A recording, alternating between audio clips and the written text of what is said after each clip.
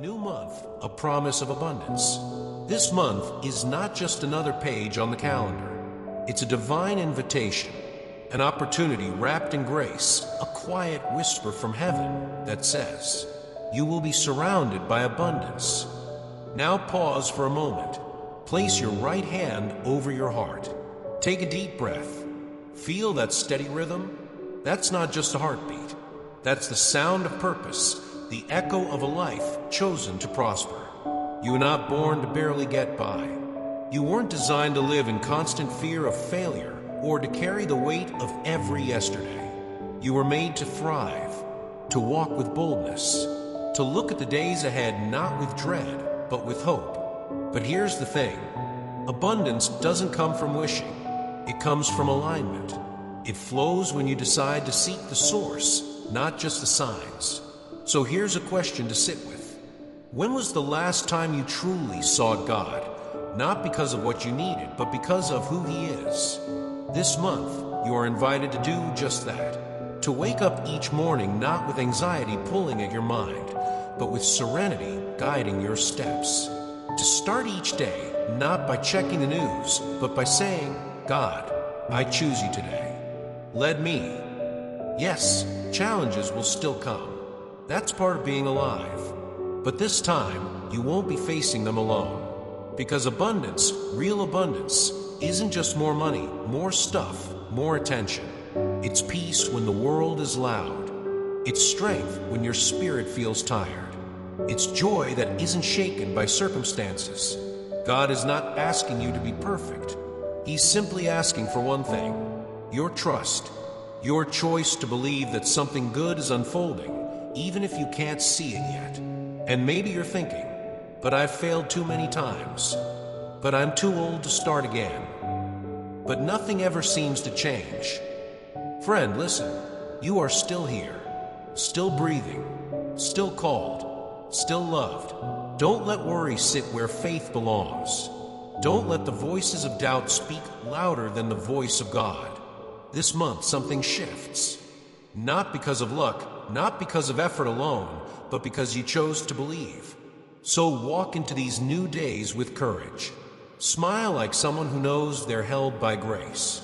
Dream again, not in fear, but in faith. And remember, you were born to overcome. You were designed for victory. And the one who made you is not finished with you yet. Abundance is not a reward. It's a reminder that you are loved, that you are seen, that heaven still has a plan with your name written on it. Welcome to a new beginning. Part 2, Peace in the Home, Power and Faith. So, now that you've been reminded of the promise of abundance, let's talk about something deeper, something that matters even more than success or goals. Let's talk about your home, your family, your quiet battles behind closed doors. Because what good is abundance in the world if there's tension under your roof? It's easy to appear strong in public, to post smiles on social media, to say I'm fine when people ask. But what happens when the front door shuts and silence replaces small talk? Some of the greatest battles don't happen in boardrooms. They happen at the dinner table. They happen in bedrooms filled with resentment. They happen in the space between two people who once loved each other, but now barely speak. But hear this. God is not only the God of your success, He's the God of your family. He sees the tears you've held back during arguments. He hears the things you wanted to say, but didn't. He knows the heaviness you carry for the people you love, especially when you feel helpless.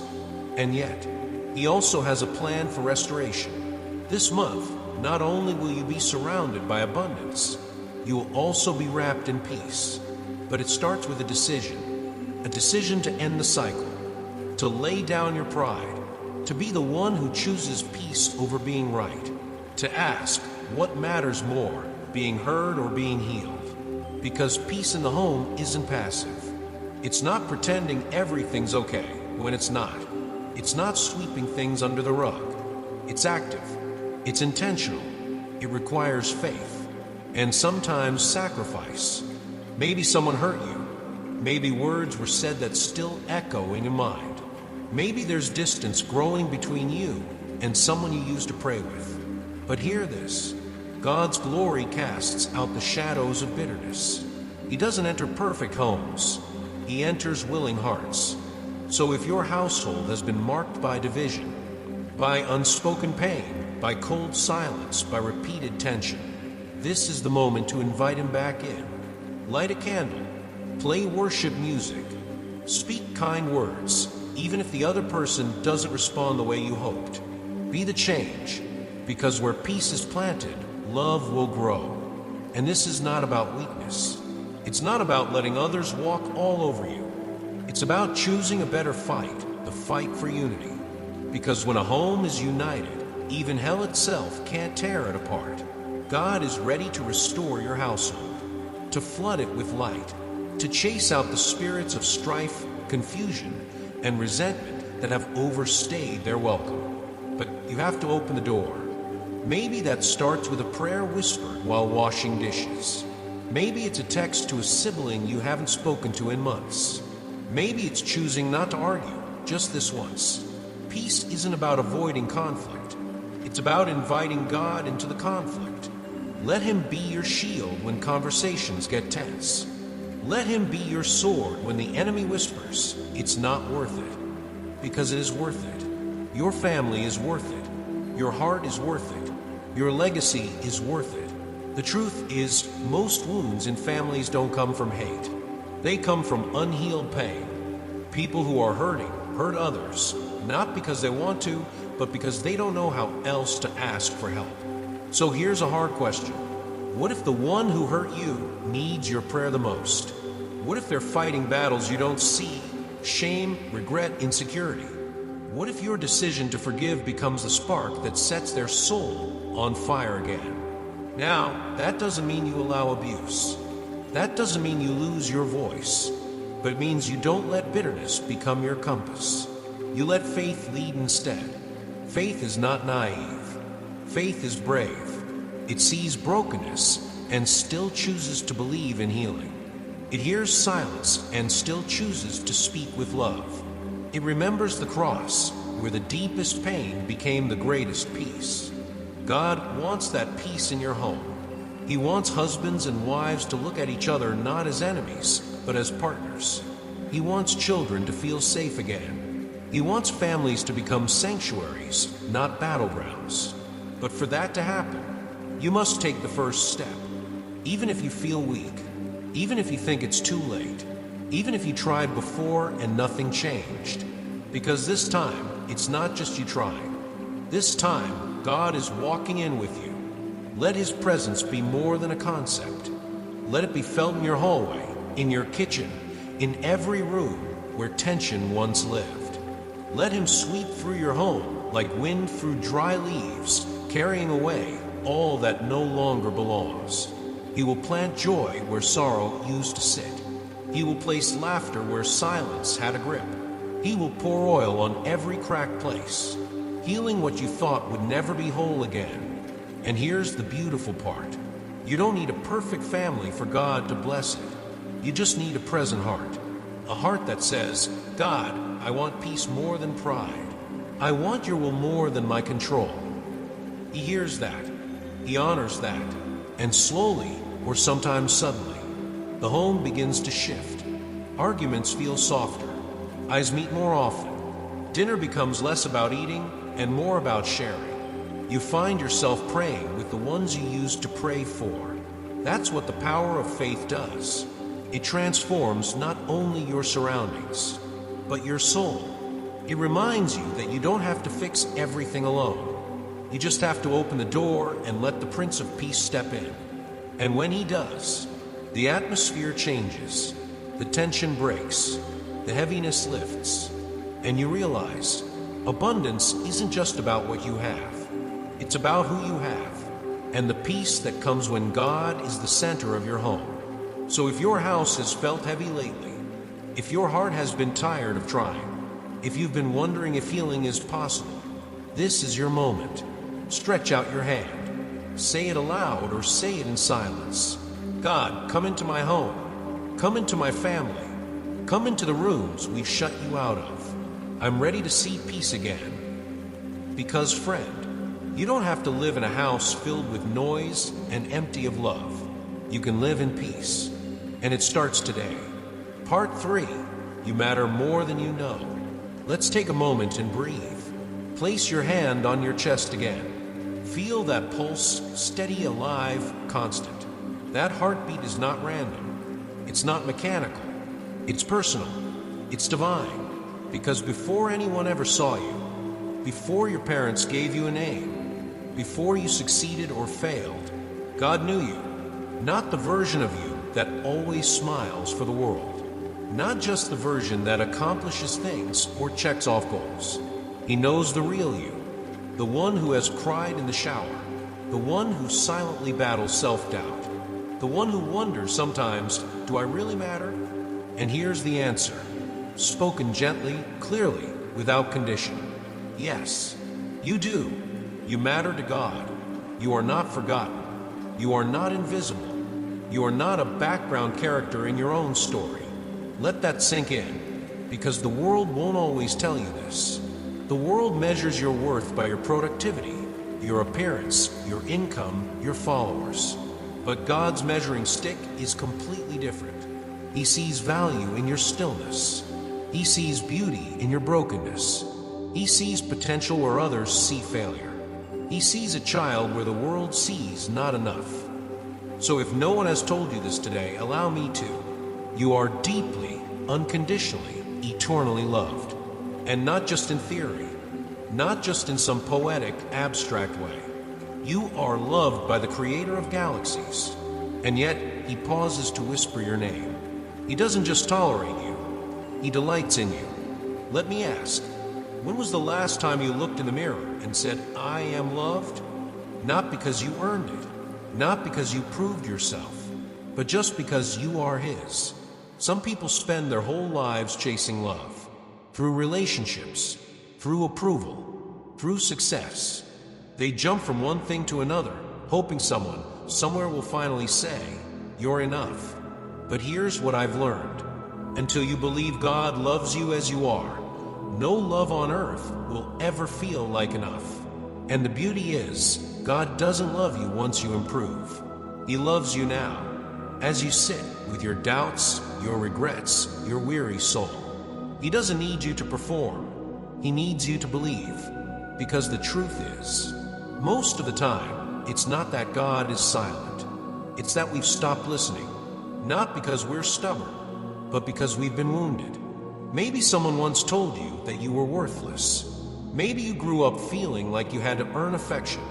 Maybe religion made you feel like you were never holy enough, never clean enough, never good enough. And those voices, they echo deep. They don't fade easily.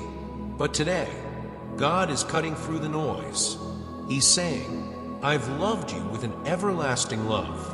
I have written your name on the palm of my hand. I am preparing a miracle that will change your life and your family. Do you hear it? The miracle isn't just some external blessing. The miracle starts in your identity. It starts when you stop believing the lie that you're forgotten. Friend, God sees you. He saw you when you cried alone, asking Him if He really cared. He saw you when you doubted if the prayers were worth it. He saw you when you kept going even when no one noticed. He sees it all. And not only does He see, He's answering. You may not feel it yet, but something is moving in the heavenlies. Doors are opening. Hearts are softening. Your name is being whispered in rooms you haven't even entered. Because He hasn't forgotten your voice. Not the one you used in desperation. Not the one that cracked when you asked Him to just give you a sign. That sign is here. You matter. Not if you become. Not if you achieve. Just as you are, now. And here's another truth. There is nothing you can do to lose that love. You can run. You can hide. You can fall flat on your face. But His love doesn't quit. It doesn't lessen when you mess up. It doesn't vanish when you fail. It holds you when you collapse. It waits for you when you stray. It strengthens you when you're ready to try again. So maybe today, you don't need another sermon. Maybe you just need someone to say, you are not too far gone. You are not too late. You are not beyond repair. Because God doesn't use perfect people. He uses real people. People like you. People who doubt sometimes. Who stumble. Who cry. Who fall and rise again. You know why? Because when He does something powerful through someone flawed, the world knows it was Him, not them. That's the miracle. And friend, your miracle is coming. Not because you earned it, but because He promised it. And He is faithful to keep His word. Your life is not random. Your breath is not meaningless. Your existence is not a mistake. You are alive for a reason. And your life is woven into something far greater than you can see. Yes, your past may have chapters you'd rather forget. Yes, you may have scars that still ache. But those scars, they tell the story of survival. They remind the world, you're still here. You're still standing. And you are not done. So today, if you feel invisible, remember this. Heaven knows your name. Angels know your name. And the one who holds the stars still holds you. That's love. That's truth. That's the message written on every sunrise and whispered into every breeze. You are loved. You are important. You are chosen. Walk like it. Pray like it. Live like it. Because this is not the end. This is the part where everything changes. The part where you finally start to believe the one thing you always needed to hear. You matter. You always have. And you always will. Part 4. The hidden danger of envy and the call to rise above. You've been told that you matter. You've been reminded that you are deeply loved. And now, you're beginning to believe it, even if just a little. But when you start to rise, when your light begins to shine, don't be surprised if not everyone celebrates with you. Because here's a hard truth we don't often say aloud. Not everyone will be happy to see you happy. Some people, even people you trusted, may grow uncomfortable when you start walking in confidence, when the blessings start flowing, when you smile for real and it's not forced. It's not because you've done something wrong. It's because your healing reminds them of their pain. Your joy exposes their bitterness. Your growth threatens the identity they've built on comparison. And that's where envy enters. Not the kind we always recognize, but the silent kind. The kind that looks like passive-aggressive comments, or distant stares, or people withdrawing when you should be celebrating. You see, jealousy wears many disguises, and sometimes it comes dressed as friendship. So what do? Do you shrink back? Dim your light? Play small so that others feel comfortable? No, absolutely not. Because your light isn't arrogant. It's obedient. You didn't choose yourself, God did. You didn't ask for favor, He gave it freely. You didn't force the door open, He opened it for you. And friend, when God chooses to bless you, no one else's opinion gets a vote. But let's be honest. When people you care about start acting cold or distant, it hurts. It makes you question, did I change too much? Did I do something wrong? Should I tone it down? Let me tell you, no. Don't apologize for becoming the person God always intended you to be. Don't return to chains just to keep someone else comfortable in theirs. You were not called to stay in the valley forever. You were made to climb mountains, even if some friends choose to remain at the base. And you know what? It's okay to outgrow certain relationships. It's okay if some people can't come with you into this new season. Some were only meant for a chapter, not the whole book. Still, this doesn't mean we respond with bitterness. We don't repay envy with envy or pettiness with pride. We respond with wisdom, with discernment, with compassion, but also with boundaries. Because here's what envy tries to do. It tries to plant seeds of doubt in your soul. It says, maybe you don't deserve this. Maybe they're right, you're not that special. Maybe you're making people uncomfortable because you're arrogant. But God says something different. He says, you were born for triumph. You are the head and not the tail. No weapon formed against you shall prosper. Envy is a weapon, but it cannot touch you when you're covered in grace. So walk boldly, not with ego, but with unshakable faith. Because if God is lifting you up, He's doing it for a reason, and not just for you, but so others can witness His power in your life. Some will be inspired, some will be intimidated. That's not your burden. You're not responsible for how others react to your blessing. You're responsible for staying faithful in it. But there's something deeper here too. A mirror we must be willing to look into. Have you ever been on the other side? Have you ever looked at someone else's joy and felt resentment rise in your chest? It's okay to admit it. We all have in some way or another. Because envy isn't just something we endure. Sometimes it's something we carry. And the only way to break free is to call it out by name. God doesn't shame us for feeling it, but He won't let us stay in it either. Because envy clouds vision. It distorts truth. It convinces us that someone else's success means our loss. But listen closely. God's table is big enough for everyone. Just because He's blessing someone else today doesn't mean He's forgotten you. In fact, maybe He's preparing your portion even now. And He's asking, can you celebrate while you wait? That's how you disarm envy. That's how you rise above. You say, I'm not threatened by your victory. I'm inspired by it.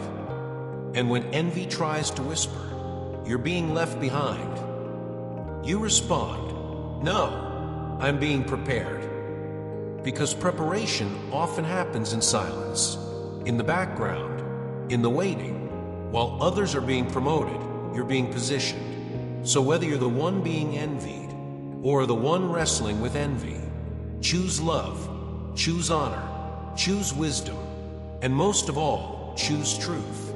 Here's a truth to cling to. The favor on your life is not a mistake.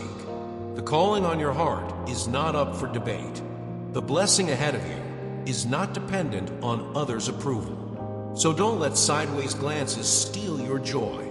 Don't let bitter people rewrite your story. God is writing it, and He's not done. You will see people fall away. You will feel the sting of false support. You will experience what it's like to be admired in public and criticized in private. But you'll also witness something greater.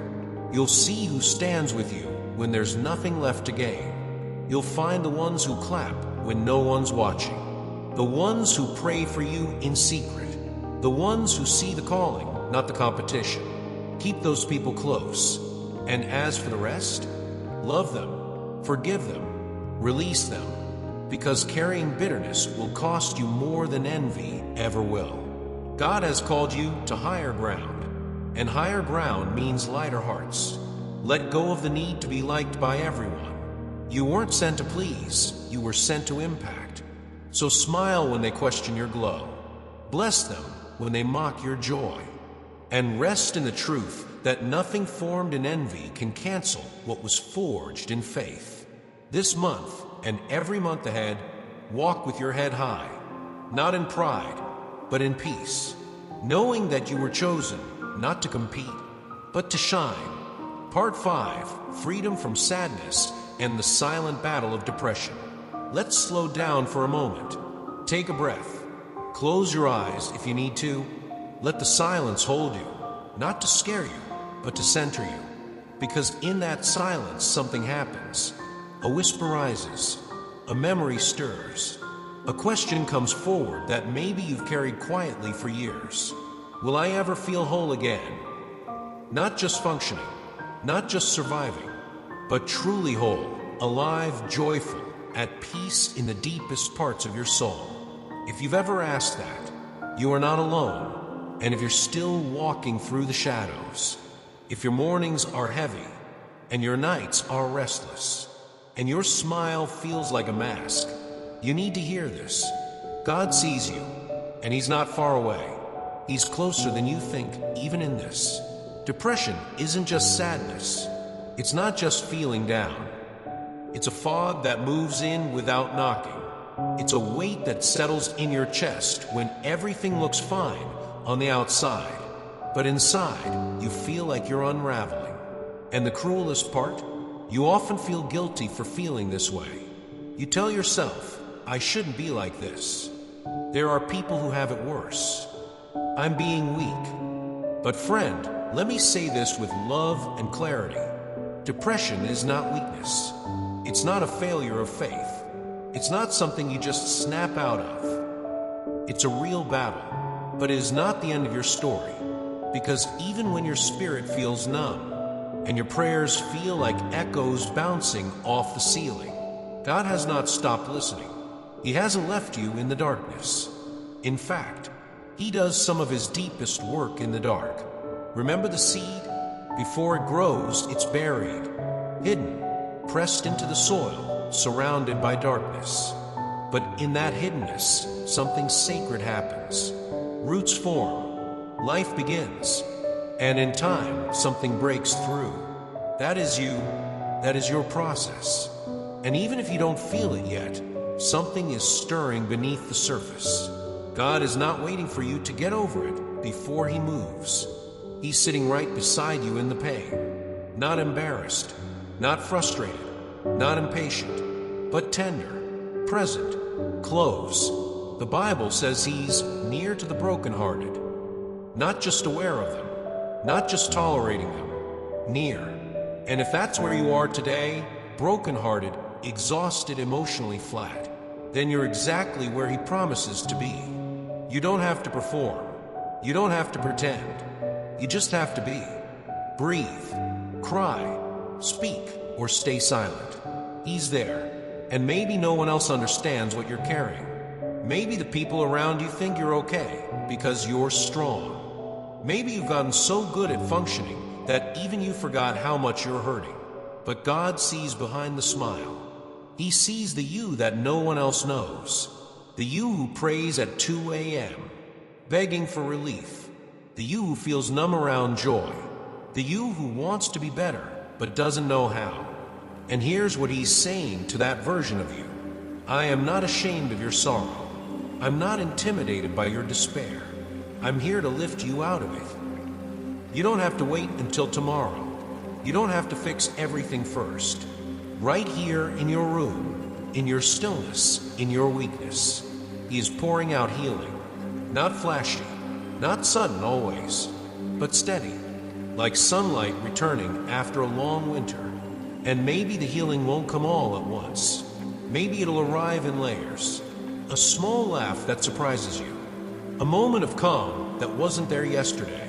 A flicker of hope that you could feel joy again. Don't ignore those moments. They are signs.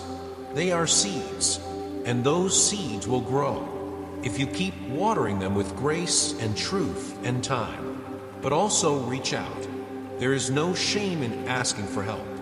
Talk to someone, a friend, a counselor, a pastor, a doctor. You don't have to carry this alone. Even Jesus, in His darkest hour, didn't isolate. He brought His friends to the garden. He wept. He asked the Father if there was another way. You are not less spiritual because you're struggling. You are not less faithful because you're fighting to feel something again. You are human, and you are held. So speak to God, even if it feels unnatural. Say, God, I'm tired. God, I don't know what's wrong. God, I don't feel you, but I want to.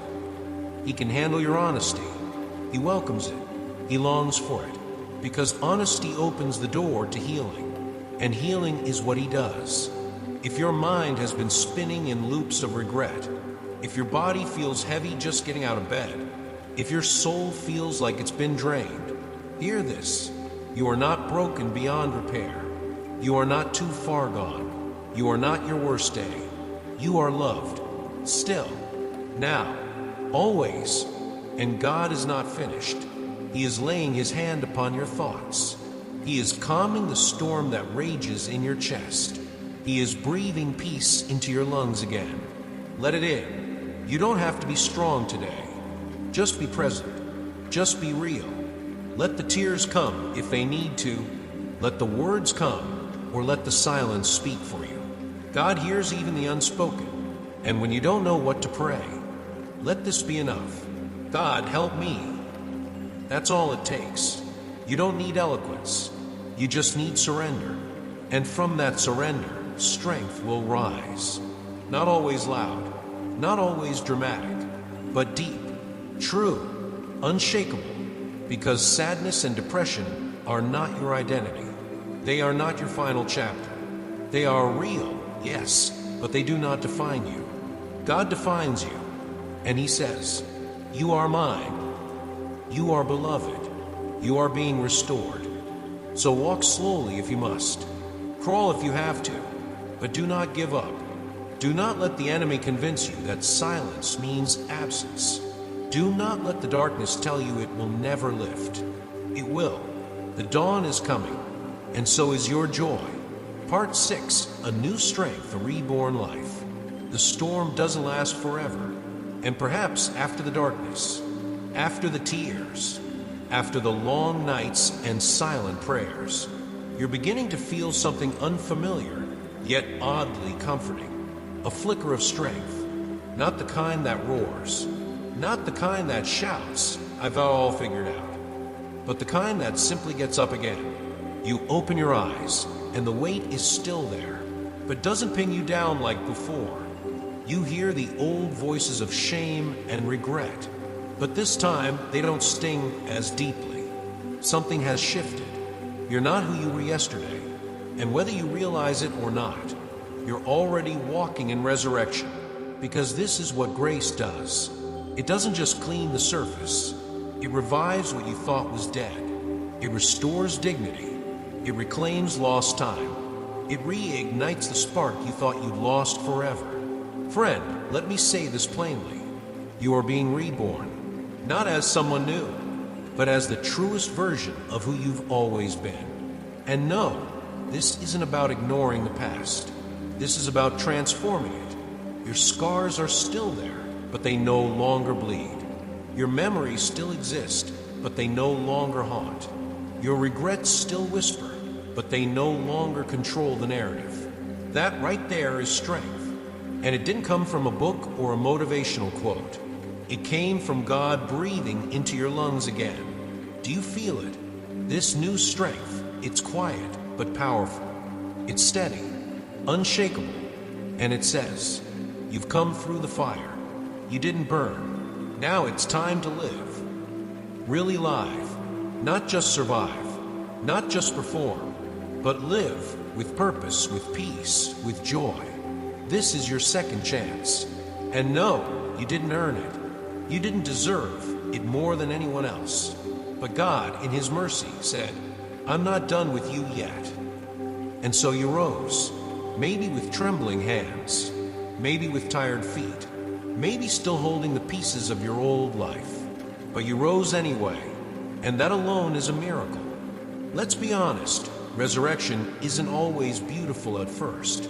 Sometimes it looks like shaking off the dust. Sometimes it's awkward, messy, slow, but don't be discouraged. Every step forward is sacred, and as you step, the past begins to lose its grip. Not because you've forgotten it, but because it no longer defines you.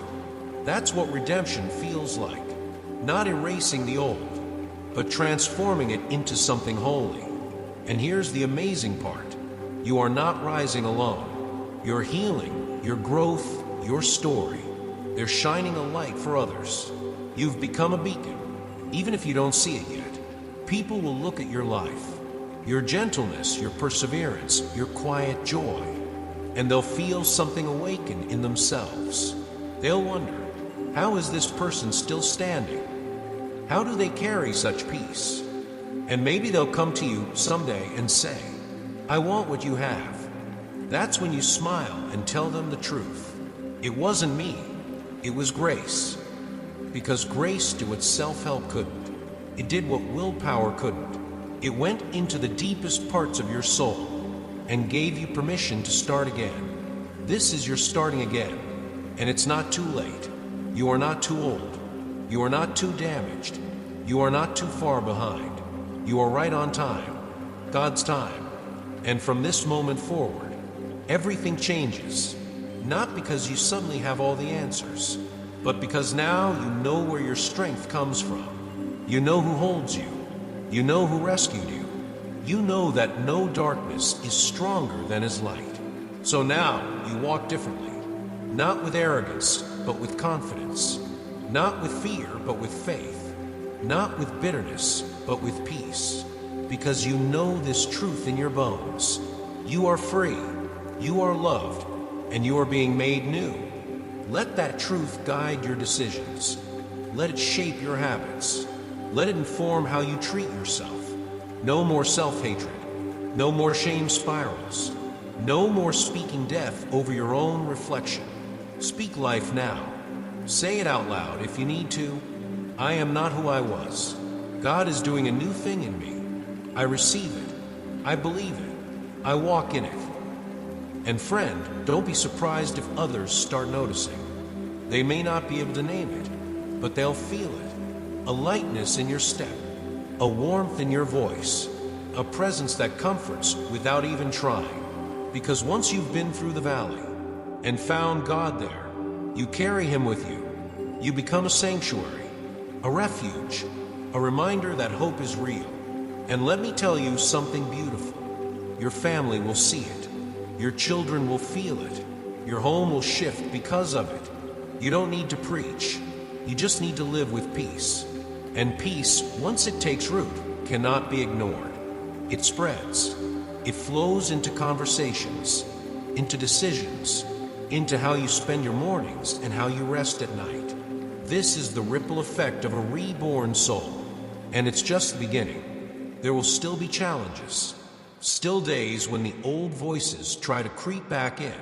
Still moments of weakness. But now you'll know what to do. You'll return to the source. You'll pause, pray, and feel that strength rising again. You've tasted freedom now. You've felt what it means to be truly seen and still loved.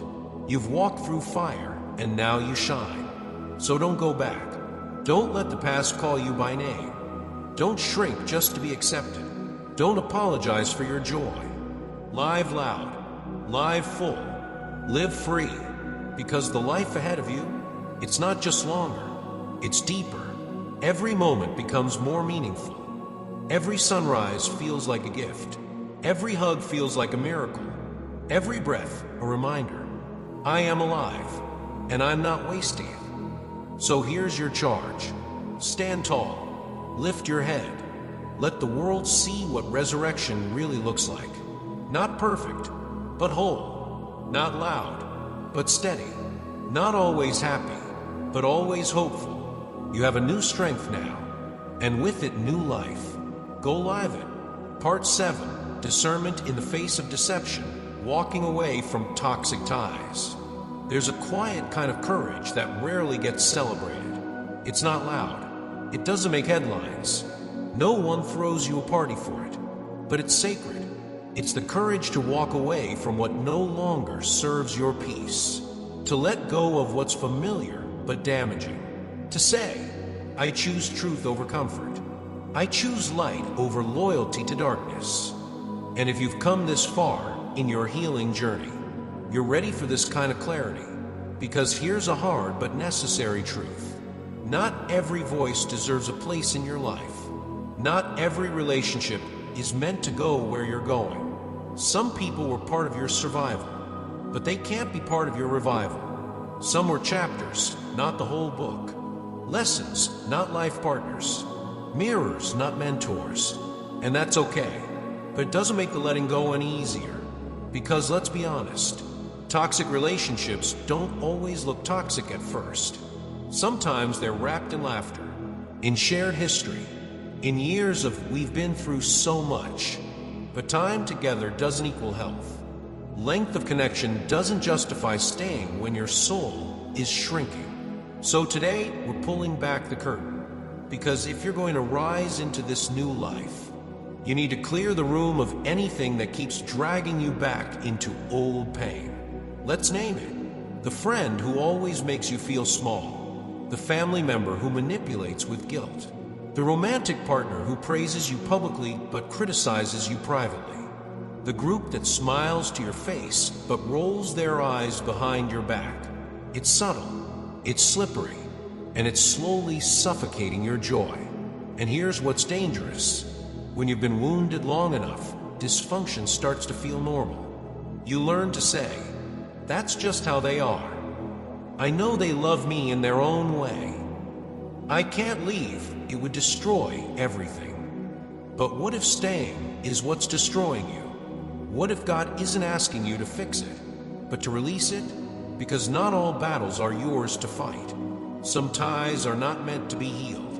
Some are meant to be severed, so healing in you can begin. And I know, it's scary, it's lonely, it feels like betrayal. But hear this, there is no betrayal in choosing peace. There is no sin in walking away from manipulation. There is no guilt in protecting your soul. God never called you to be a martyr to toxic people. He called you to walk in truth, even if it costs you approval. And truth, it will always cost you something. It might cost you invitations. It might cost you reputation. It might cost you proximity to people who were once close, but will never cost you yourself. And that's who God wants back, you. The real you. Not the version twisted by someone else's projections. Not the version that silences your voice to keep the peace. Not the version that tiptoes around someone else's dysfunction just to avoid another explosion. You don't need to shrink to be loved. Let me say that again. You don't need to shrink to be loved. If they only love you when you're convenient, agreeable, silent, or suffering, it's not love, it's control. And control is the counterfeit of connection. It imitates closeness, but leaves you feeling lonelier than ever. So God is giving you permission, not just to see clearly, but to act courageously, to set boundaries, to say enough, to unfollow, block, leave, or let go. And yes, even if it's your parent, even if it's your child, even if it's someone in your church, your community, your history, you're not doing it to punish. You're doing it to protect. And sometimes protecting yourself is the holiest thing you can do. Remember, Jesus walked away too. He walked away from crowds who didn't understand him. He walked away from places where he wasn't received. He didn't chase every critic or explain himself to every skeptic, because his purpose was too important to waste on proving his worth to people who never intended to see it. Yours is too. So here's the question. What are you still carrying that God already asked you to release? Who are you still defending while they continue to damage your soul? What patterns are you still tolerating because the pain of change feels bigger than the pain of staying? Friend, freedom is waiting, but it comes at the price of clarity. You must see who and what is harming your peace, and then make a choice. And I know, your heart is soft. You want to believe the best. You want to give second, third, 50th chances. But grace without truth becomes enabling, and love without boundaries becomes a cage. So today, you're being invited to both. Grace and truth, love and limits, compassion and courage. It's time to declutter your emotional space, to remove what's draining you, to create room for the relationships that nourish, not deplete. And don't worry, God sees the ache. He sees the tears you cry after a conversation that left you feeling less than. He hears the heartbreak in your silence. He knows letting go feels like loss. But what if it's not loss? What if it's clearing the path? Because God doesn't just remove. He replaces. He restores. He replenishes. He's not asking you to give up connection. He's asking you to make room for better connection. The kind that celebrates your growth, that lifts your spirit, that honors your voice, that reflects his heart. That's the kind of community you were made for. That's the kind of love that heals. So take the step. Write the hard message. Have the awkward conversation. Say the silent goodbye. And then rest. Not in guilt, not in second guessing, but in peace, the kind that comes from obedience. Because when you walk away from what drains you, you walk toward what defines you. Freedom, truth, and the fullness of who you're becoming. This is your moment to stop explaining yourself, to stop shrinking, to stop sacrificing your mental and emotional well-being for the illusion of loyalty.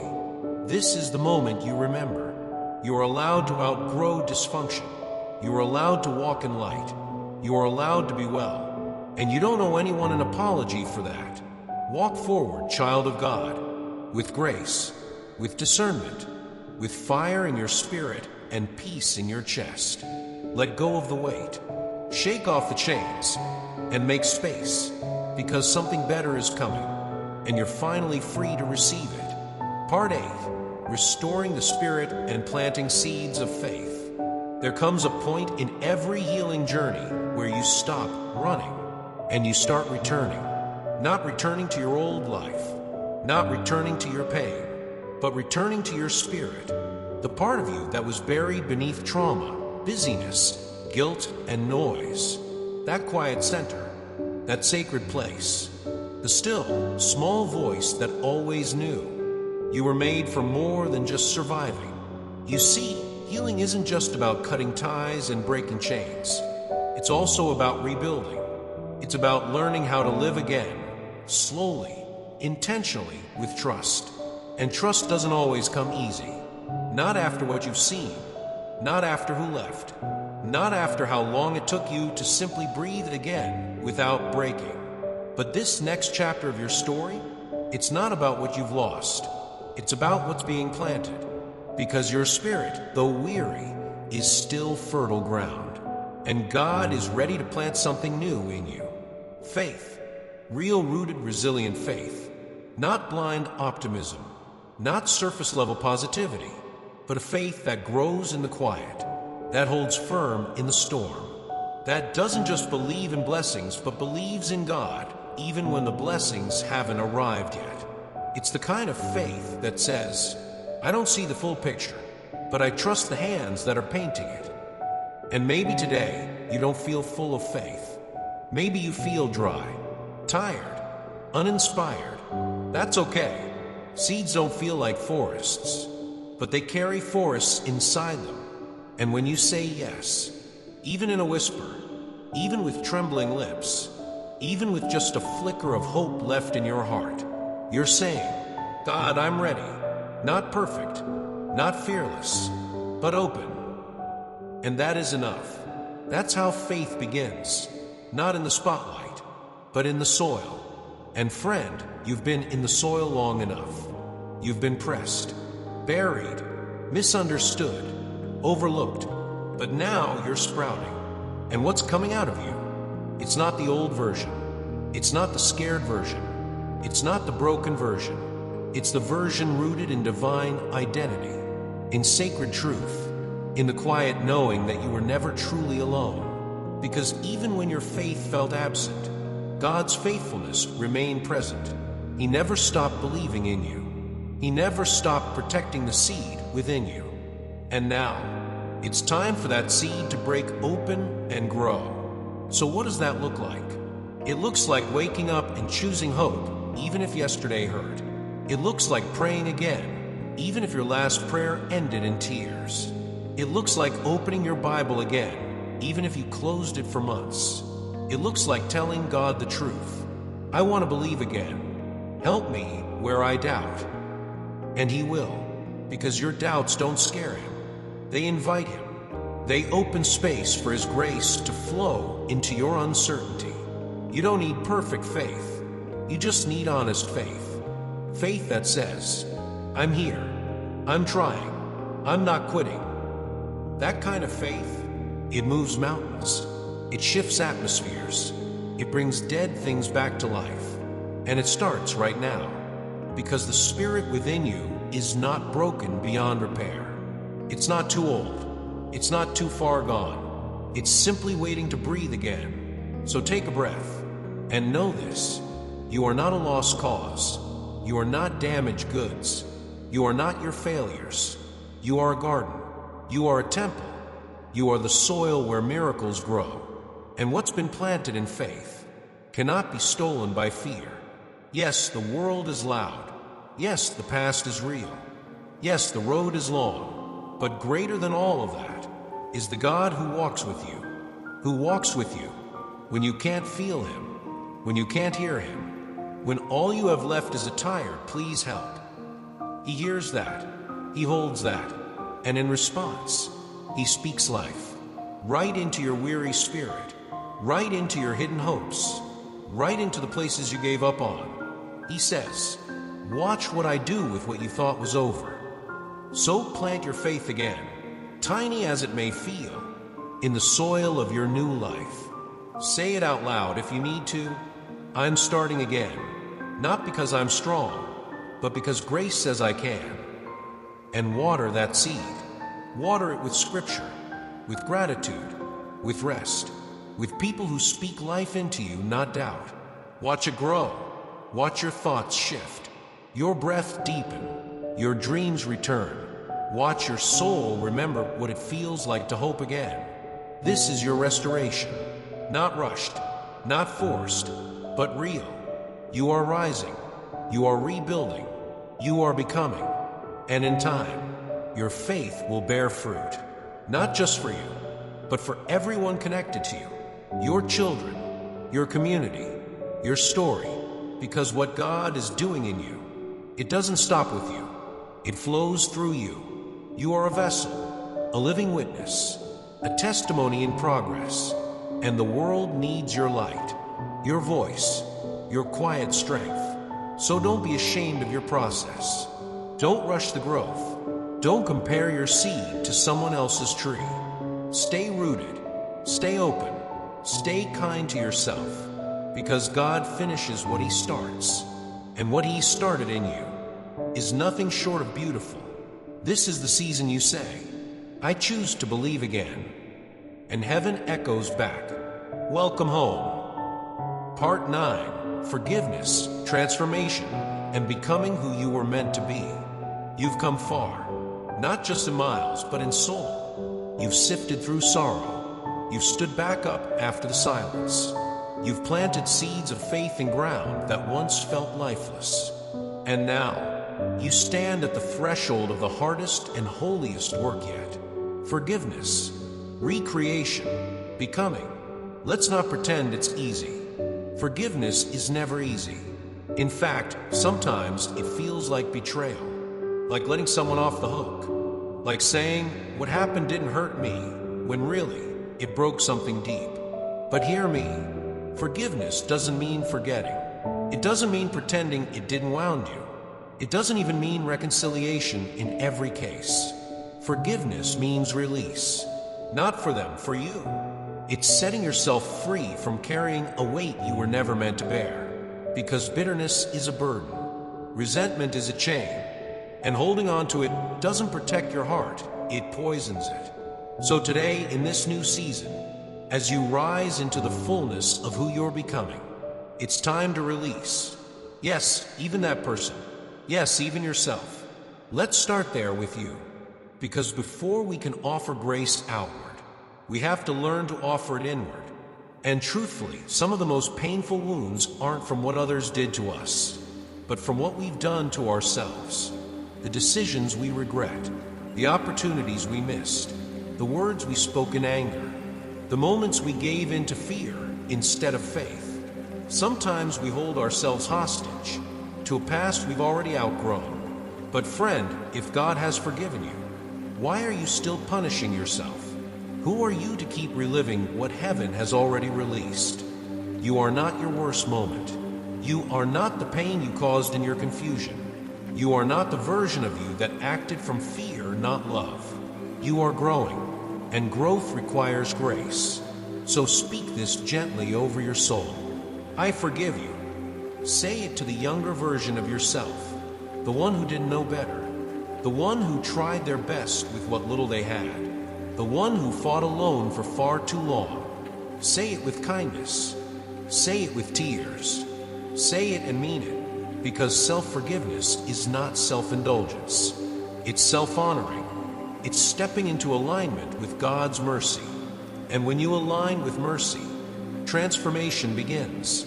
Not the shallow kind, not a new year, new me makeover, but true transformation from the inside out, from the heart to the habits, from shame to identity.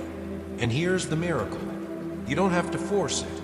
You don't have to fix yourself to be worthy of it. You simply receive it. Because the same God who formed galaxies also formed you, and He didn't make you to remain stuck in your guilt. He made you to become, to evolve, to heal, to reflect His nature with each passing day. And becoming isn't about perfection. It's about presence. Being present enough to notice your thoughts. Being honest enough to change your patterns. Being brave enough to ask, is this who I really want to be? And if the answer is no, then you have permission to change. Not someday, not when it's convenient, not when others approve. Now, you have permission to become new, to dream again, to speak softer, to love deeper, to walk lighter. And the path to becoming, it's paved with small choices. Choosing peace over reaction, choosing rest over hustle, choosing truth over performance, choosing healing over hustle, choosing forgiveness over control. And when you do that over and over again, you start to realize you are no longer the person you were before.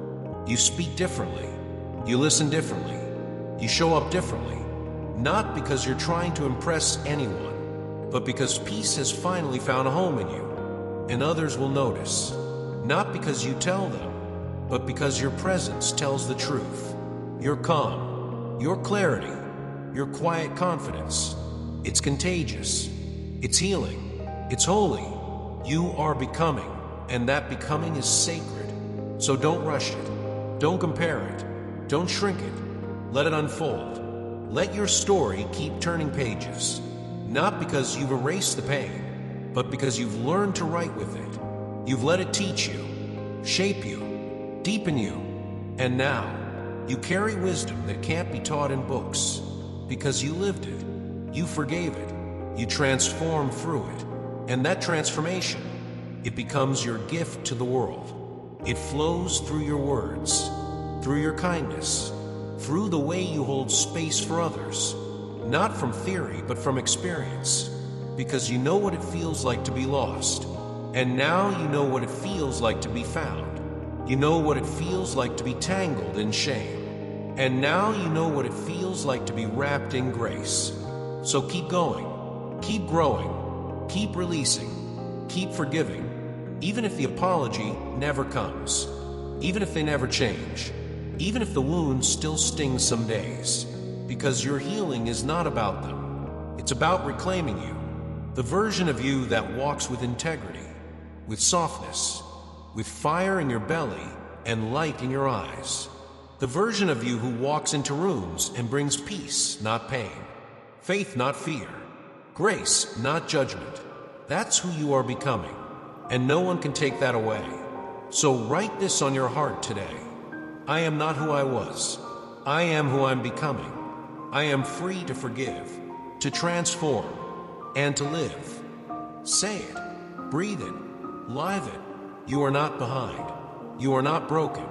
You are becoming, and heaven is cheering you on. Part 10, Divine Protection and Overcoming Every Storm. You've forgiven. You've let go. You've begun to walk in newness, a lighter soul, a stronger spirit. But with every new step comes a familiar question, not always spoken, but always felt. What if it happens again? What if the storm returns? What if I fall back into the darkness? What if the people I trusted hurt me again? What if the weight is too much?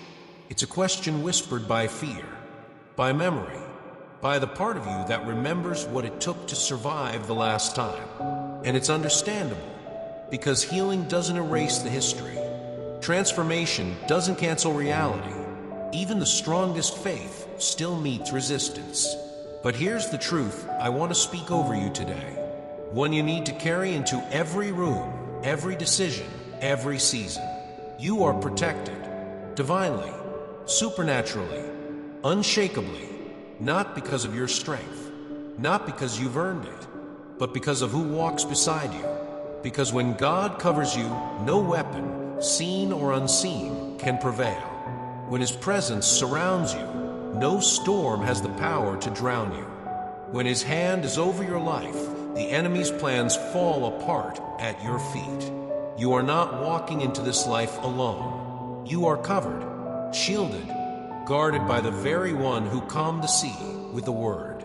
And I know, the sea still rises sometimes, the wind still howls, the threats still feel real, but protection doesn't mean no storm. It means the storm doesn't get the final say. Think of that for a moment, because too many of us confuse God's presence with the absence of hardship.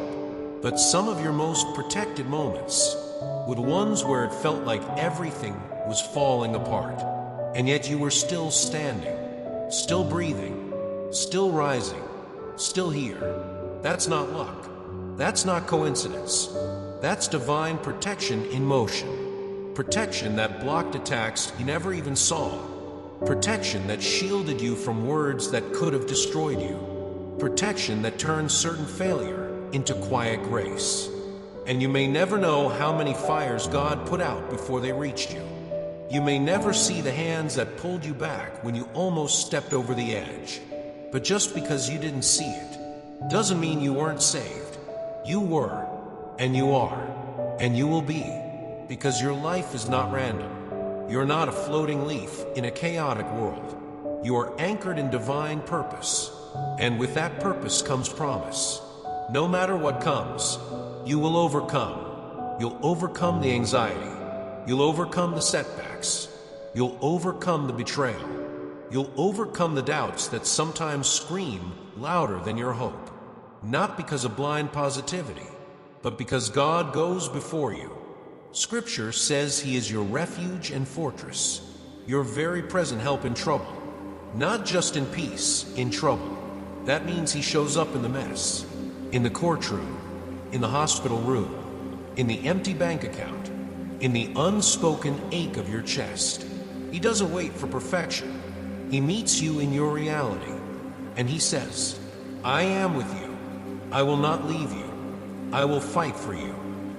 Yes, fight, because there's a battle going on, not just for your mind, not just for your peace, but for your purpose. The enemy doesn't attack what isn't a threat. So if you felt targeted, if you felt like the storms have followed you, if you've wondered why the struggle has lasted this long, let this be your confirmation. There is something powerful inside you, a calling, a legacy, a light that cannot be put out. And the enemy knows that if you ever fully believe how protected and loved you are, he wouldn't stand a chance. So he uses fear, doubt, delay, distraction. But today, you rise above it, not in your own power, but in His. Because divine protection doesn't mean you never feel fear. It means fear doesn't get to make your decisions. It doesn't get to stop your progress. It doesn't get to silence your voice. It doesn't get to steal your faith. You keep moving, even if your knees are shaking, even if your voice trembles, even if your past tries to convince you you're not ready. You are, because protection isn't just around you. It's in you. It's in your discernment, in your stillness, in your prayers whispered under your breath as you walk into uncertain places.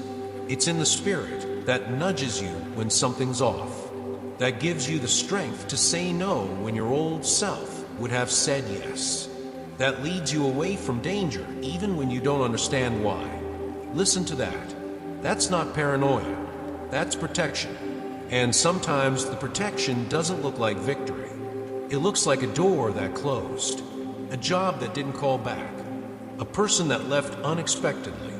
It felt like rejection, but it was redirection. You didn't fail. You were shielded. You didn't miss your chance. You were preserved. God doesn't just protect you from external harm. He protects your heart, your energy, your peace. So when the storms come, and they will, stand firm. Say out loud if you have to, this will not break me. God is with me. I will make it through this too. And then watch how heaven responds. Watch the people who suddenly show up. Watch the strength that rises in your bones. Watch the way things begin to shift, not because you forced them, but because you stood under His covering. You don't have to perform for protection. You don't have to be perfect to be preserved. You just have to believe it. Believe that the same God who walked with Daniel in the lion's den and stood with Shadrach in the fire, and parted the sea for Moses, is walking with you. And if he didn't abandon them, he surely won't abandon you. You are his, and what belongs to him is protected. So the next time fear whispers, "What if it all goes wrong?" answer boldly, "Even if it does, I am not alone, and I will overcome." Because you will. You already are. Every day you rise, you prove it. You're still standing, still growing, still believing, and that is protection in its truest form. Part 11, Divine Guidance and the Doors that are opening. You've walked through the fire, you've weathered the storm, and now you stand stronger, quieter, more awake than you've ever been. But here's the truth no one talks about. After the healing comes the wondering. What's next? Where do I go from here? How do I live this new life I fought so hard to reclaim? That's where divine guidance comes in. Not as a map, not as a step-by-step instruction manual, but as a whisper, a stirring, a holy nudge, a deep, sacred knowing that says, "This way." Because God doesn't just heal, he leads. And in this season, he's not asking you to hustle. He's not rushing you into purpose. He's inviting you into alignment, into stillness, into clarity, into the kind of peace that doesn't need immediate answers, just an open heart. Because when your spirit is open, your life becomes receptive. And suddenly, what felt stuck begins to shift. Not overnight, not all at once, but subtly, naturally, divinely. Doors begin to crack open, not the ones you tried to force, not the ones that drained you just to keep them from closing, but new doors, ones you didn't even know were there. And as they open, God whispers again, "I've prepared these for you. Walk through them with trust." Maybe it's an unexpected opportunity, a conversation that changes everything, a new city, a new calling, a quiet dream you shelved years ago. And maybe it scares you. Maybe the idea of stepping forward after so much healing feels risky. But this is not the same version of you. This is the version that knows what it means to fall and get back up. The version that's not swayed by popularity, approval, or applause. The version that listens first and moves second. Because now, you're being guided by something deeper than logic. You're being guided by spirit. And that guidance, it's not just meant for mountaintop moments. It's meant for everyday living, in how you treat strangers, in how you structure your mornings, in how you respond to closed doors, slow answers, and divine delays. This kind of living is slower, but it's richer. It's not led by fear or pressure or insecurity. It's led by the voice that says, "I will go before you and make the crooked paths straight." That's the promise. And it's not just poetic. It's practical. Because God doesn't just want to bless you. He wants to guide you, to lead you out of striving and into surrender, out of confusion and into clarity, out of survival and into strategy. But in order to hear him, you have to get quiet again, because guidance rarely shouts. It whispers. It shows up in small moments. The peace you feel in your chest when something is right. The discomfort that won't leave when something is wrong. The door that closes not as punishment but as protection. The repeated message in your spirit that won't go away even when you try to ignore it.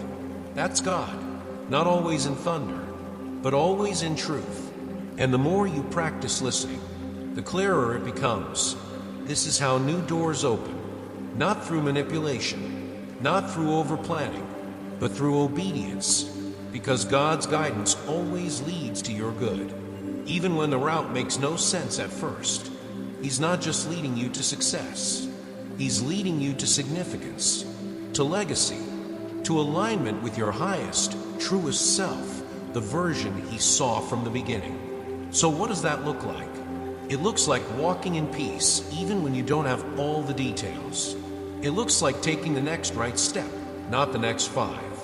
It looks like trusting the quiet, yes, even when logic screams no. It looks like letting go of the illusion of control and choosing the posture of surrender. Because let's be real, you've tried to control everything before. You've overthought, overplanned, overworried.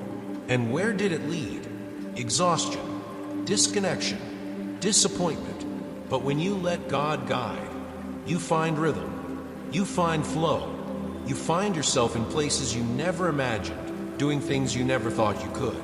Because His doors, they don't require performance, they require readiness. And readiness isn't about perfection, it's about faith. Faith to say, God, I don't know exactly where you're taking me, but I trust that it's better than anything I could build on my own. That kind of trust, it changes everything. It shifts how you walk into rooms. It silences the need for constant approval.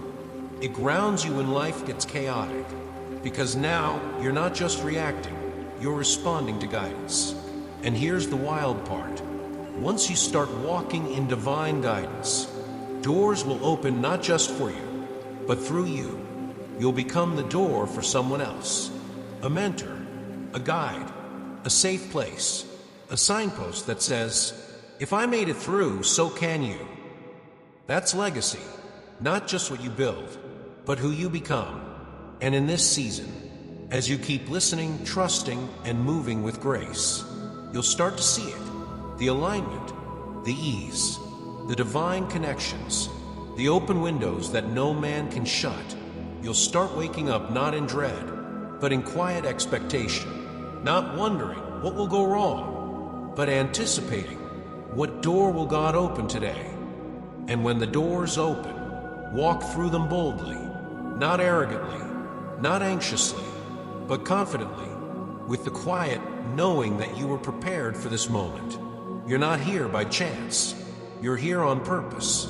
And heaven is still unfolding the next chapter, one guided step at a time. So stay open, stay rooted, stay soft in spirit and strong in faith, because the doors are opening, and this time you won't miss them. Part 12, the final word. God is life, and His love is forever. Take a breath. Let it settle in your chest. Not the shallow kind, but the kind that reaches your core. Now look back, not with regret, but with reverence.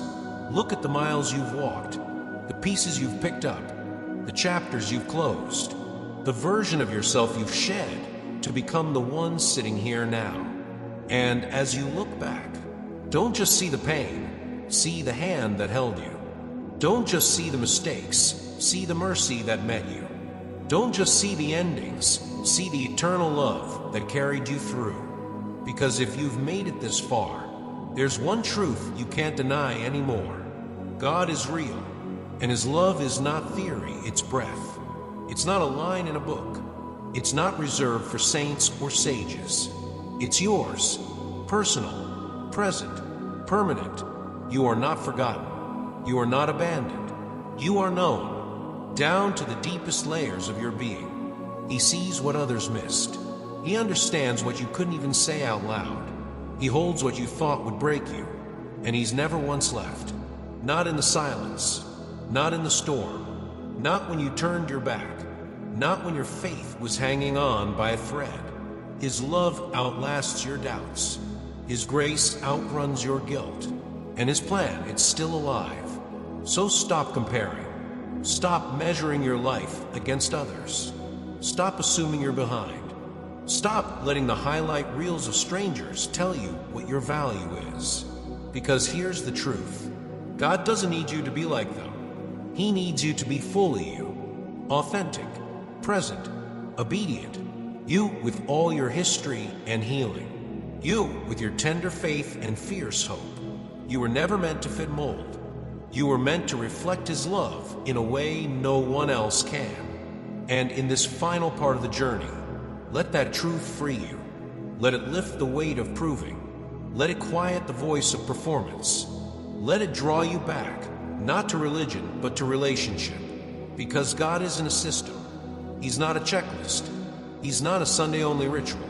He is life itself, the source of every sunrise, the steadiness in every season, the spark in every new beginning. He's the one who stands at the door, not with a list of your wrongs, but with open arms, waiting, not to punish you, but to pour out love on you, a love that heals, a love that stays, a love that transforms. So here's the invitation as we close. Live with faith, live as if love is real, because it is. Live knowing that you're already chosen, already seen, already covered. Let this next chapter be different. Let it be rooted in grace. Let it be led by peace.